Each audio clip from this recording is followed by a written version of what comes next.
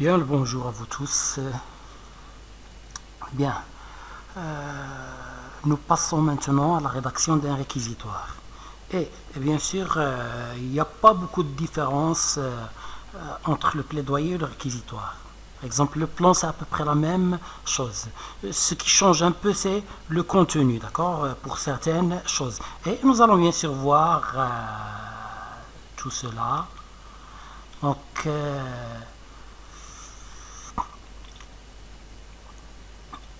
bien, donc ça change. Donc le premier, c'était le plaidoyer, c'était pour défendre.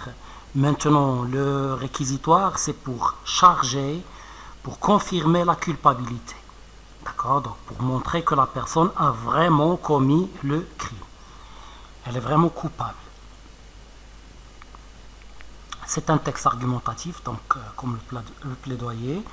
Donc de tonalité, les tonalités changent. Donc de tonalité satirique et polémique. Je vais expliquer ça, mais ce sont les deux points essentiels dans lesquels on va trouver de la différence. On va trouver de la différence dans le fait que le premier vise à défendre et celui-là à confirmer la culpabilité, et que les registres changent. Donc, le registre satirique, c'est simplement le registre qui fait une critique montrant les défauts. Normalement, une critique, ça montre les avantages et les défauts. Mais une critique satirique, c'est quelque chose qui montre ce qui est mauvais. D'accord? Donc, et polémique, la polémique, c'est un combat verbal. D'accord? Donc, ta langue devient ton épée et tu te bats avec, d'accord? Chacun veut vaincre l'autre, chacun veut défaire l'autre, d'accord? Alors maintenant, on peut aussi trouver la tonalité ironique dans laquelle il y a de la moquerie, d'accord? On se moque des autres. Privilégie les figures de style d'amplification, d'accord? Les figures comme l'hyperbole,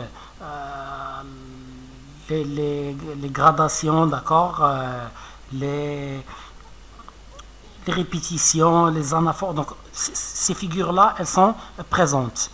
En plus des expressions grammaticales permettant de réaliser ça, comme les superlatifs, le plus. Donc, point suivant, l'énonciateur implique le lecteur. D'accord, ça ne change pas, c'est comme le plaidoyer. Et les techniques oratoires, donc ça aussi ça ne change pas, on écrit avec les mêmes techniques, utilisant des questions oratoires, utilisant un style compatible avec l'auditoire, les gens qui vous écoutent ou bien auxquels vous écrivez. Bien. Donc, alors, nous avons vu donc que c'est les points essentiels dans lesquels il y a le changement. Il y a confirmer la culpabilité et il y a les registres qui changent, d'accord? Les figures de style aussi, donc, mais les figures de style c'est pas quelque chose de scientifique. Vous pouvez utiliser des figures de style d'amplification aussi dans le plaidoyer. Bon, maintenant la tonalité polémique. Nous allons voir, comme pour le plaidoyer, des expressions permettant de réaliser ça. D'accord? Donc, la polémique, c'est quelque chose qui, à la rigueur, se rapproche des insultes. D'accord? On est en train de se battre. Donc, la langue devient très acérée. Bien. Mais notons une chose. Vous dites ce monstre, ce rapace, ce carnassier. D'accord? Et le mieux, c'est de généraliser les insultes. D'accord? Donc, par exemple, je veux parler de l'accusé, mais je vais dire les carnassiers pareils, ou bien les rapaces pareils. Ou bien, donc, de cette façon, vous généralisez l'insulte, c'est plus poli et en même temps, on touche au but. Bon, alors, nous avons ici monstre, c'est connu, rapaces et carnassiers. Rapaces et carnassiers, ce sont des oiseaux qui dévorent les autres oiseaux, d'accord? Donc, vampire, vous connaissez. Charognard, c'est un animal qui mange les dépouilles des morts, les cadavres, d'accord? Par exemple, dans la pièce d'Antigone, nous avons son cadavre est jeté en pâture au charognard. les corbeaux, les chiens, les chacals, les vautours, d'accord. Donc ce sont des animaux qui mangent la viande des cadavres des gens qui sont morts. Bien, alors cet être sans cœur, au cœur de pierre, nuisible, bien. Nuisible, on se rapproche avec nuisible, avec ces mots qu'on a là, on se rapproche du registre satirique, d'accord. Donc c'est en même temps du registre polémique et c'est en même temps du registre satirique, d'accord. Donc accompagné avec, si ces mots-là s'accompagnent avec de la véhémence dans la parole, d'accord, de l'acerbité, il montre que c'est un registre polémique. S'il se rapproche de quelque chose qui est un peu plus logique, moins insultant, mais qui décrit, qui montre les défauts de la chose d'une façon un peu détachée, d'une façon un peu impersonnelle, sans entrer dans les sentiments personnels. Donc là, ça devient du registre satirique. La tonalité satirique, oh, je m'excuse, j'ai appuyé 2 fois. Bon, la tonalité satirique, tout simplement, tout ce qui montre les défauts, et je viens de vous dire que c'est un peu en se détachant, un peu en étant logique, en étant, d'accord, si vous voulez, juste dans les descriptions que je vais faire de la chose, d'accord. Donc si je dis par exemple c'est un tableau laid et le tableau est vraiment laid, d'accord. Donc mais si j'insère de l'ironie, si j'insulte, donc là je sors de la satire et je rentre dans, ou bien dans le registre ironique ou bien dans le registre polémique. Bon, le plan, ce sera à peu près la même chose que le plaidoyer, bien sûr, mais avec des changements dans ces 3 parties. Donc là, après l'introduction, d'accord. Donc demande d'appliquer les peines les plus lourdes. Donc dans le plaidoyer, on demande l'innocence ou bien l'allègement des peines. Ici, c'est le contraire, on demande les peines les plus lourdes, l'alourdissement des peines. Bon, et c'est la même chose à la fin, bien sûr, lorsque vous demandez le verdict. Le verdict, c'est ce qu'émet le juge, la peine à laquelle il condamne, d'accord. C'est ça le verdict. Bien, alors, et aussi dans l'argumentation, l'intention du plaidoyer est de défendre et l'intention du réquisitoire est de charger. L'intention du plaidoyer est de tracer la personne comme étant pauvre, victime, impuissante. Et ici, l'intention, c'est de montrer la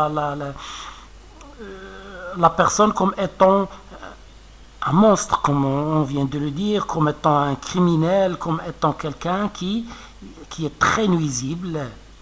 Bien, alors, il ne nous reste qu'à aller voir maintenant ce que je vous ai écrit. Donc, et je l'ai écrit à peu près de la même façon que le plaidoyer pour qu'on saisisse juste les différences. D'accord. Donc, alors, vous l'avez bien sûr là. Comme d'habitude, vous arrêtez la vidéo, vous faites pause et vous lisez le texte à votre guise. Ou bien vous faites une capture d'écran. Vous pouvez très très simplement faire une petite recherche dans Google, bien comment faire une capture d'écran avec des lecteurs vidéo, par exemple, comment faire une capture d'écran avec VLC, comment faire une capture d'écran avec... et ce sera vraiment très très simple. Donc d'ailleurs, au début de la leçon prochaine, je vais vous montrer comment faire une capture d'écran avec VLC très rapidement au début de la leçon. Donc, maintenant, vous faites prenez un instantané et vous avez l'image qui est enregistrée sur votre ordinateur. Bon. Maintenant, voilà avec le plan. Donc, bien sûr, nous avons l'adresse, excusez-moi, un petit instant, s'il vous plaît. D'accord?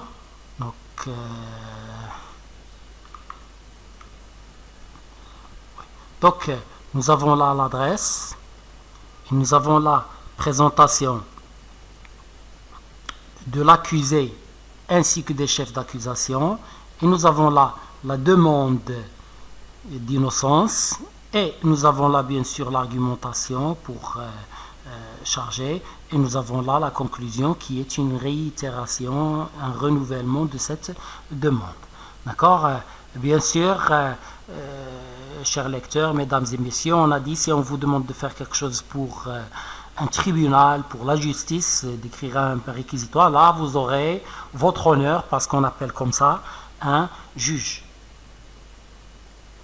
D'accord? Donc, je vais pas m'attarder, d'accord? Donc, alors, je vais disparaître ça, et je réduis ça. Bien. J'agrandis maintenant ça. L'adresse, c'est, mesdames et messieurs, accusé, chef d'accusation, l'homme dont il est question aujourd'hui est accusé d'avoir pris de la corruption pendant l'exercice de ses fonctions. Vous avez remarqué, je n'ai rien changé dans ces deux choses, parce que ça ne change pas, d'accord? C'est ce qu'on avait dans le plaidoyer, d'accord? Si on vous demande d'écrire un plaidoyer, vous commencez comme ça. Si on vous demande d'écrire un réquisitoire, vous commencez comme ça. Nous allons voir que le crime qu'il a commis est loin d'être aussi banal, aussi simple, aussi futile qu'il n'en a l'air. C'est-à-dire, le crime est dangereux. Vous voyez, la première fois, c'était cet homme, cet accusé, avait des circonstances atténuantes. Maintenant, non. Maintenant, on insiste sur la gravité du crime. C'est un crime dangereux. Avec, bien sûr, comme j'ai dit, l'idée de l'amplification, de l'hyperbole, n'est pas aussi banal qu'il n'en a l'air. Donc, c'est-à-dire, il est très dangereux. Donc là, il y a l'idée de l'amplification, d'accord? L'idée de la mise en valeur et de la dramatisation, d'accord? On dramatise le crime. Et qu'il faut que vous endiguiez, d'accord? Endiguiez, cerniez ou bien encercliez ou bien emprisonniez, si vous voulez, d'accord? De toute urgence, très rapidement, d'accord? Ce mal en faisant de cet accusé un exemple. Donc, alors, faire de l'accusé un exemple, ça signifie appliquer les peines les plus lourdes. Cet homme aurait pris 6000 dirhams en pot de vin, en corruption, pour sauver sa fille, comme il le prétend. Prétendre, c'est quelque chose qui n'est pas sûr, c'est la personne qui affirme. Mais nous doutons de ce qu'il dit. Bien, là, j'ai une question oratoire. N'aurait-il pas plutôt dû les voler? D'accord, donc il a pris de la corruption, mais d'accord, c'est une ironie ici, d'accord? Donc il dit qu'il a pris de la corruption parce que sa fille est malade, mais il aurait mieux fait de voler cet argent parce que sa fille est malade. Car, messieurs, donc l'implication du lecteur, vous conviendrez avec moi, donc vous conviendrez avec moi, tout ça, il y a l'implication du lecteur, que la corruption est un crime, tout comme le vol. D'accord? Donc, la corruption est un crime et le vol est un crime. Donc, si la personne dit qu'elle a pris de la corruption parce que sa fille est malade, ce serait la même chose que si une autre personne vous dit « j'ai volé parce que ma fille est malade ». De plus, organisation des arguments, s'il vous plaît, d'accord? N'oubliez pas, ensuite, de plus, d'accord? D'un côté, d'un autre côté, donc ce sont des structures qu'on a vues dans les plans dialectiques concessifs, mais ce sont des structures qu'on utilise toujours dans les paragraphes d'argumentation lorsqu'on veut organiser notre argumentation en présentant le premier argument, le deuxième, le troisième, d'accord, faire un ordre. Croyez-vous, mesdames et messieurs, d'accord, donc vous voyez, il y a beaucoup d'implications, que le seul jour où il a touché de la corruption, il a été pris la main dans le sac, avec une ponctuation bien particulière, d'accord?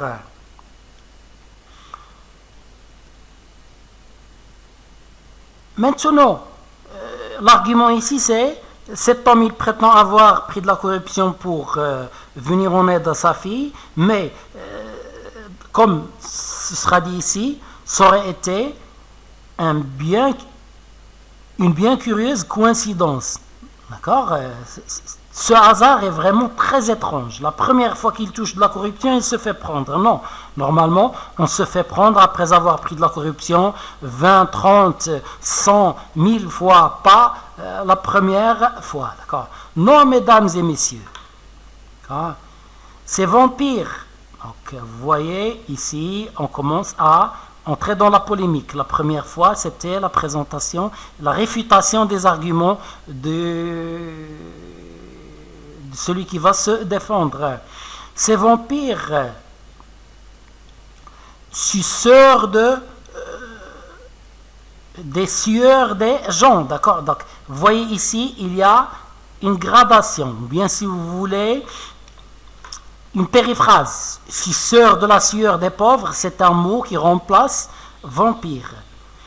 Sont en train de gangréner notre société. Gangréner, c'est lorsqu'une blessure et surtout lorsque l'os devient pourri et qu'il faut couper le pied ou bien la main ou bien l'organe qui est gangréné. D'accord? Donc on dit que ces monstres, ces vampires sont en train de gangréner notre société. D'accord?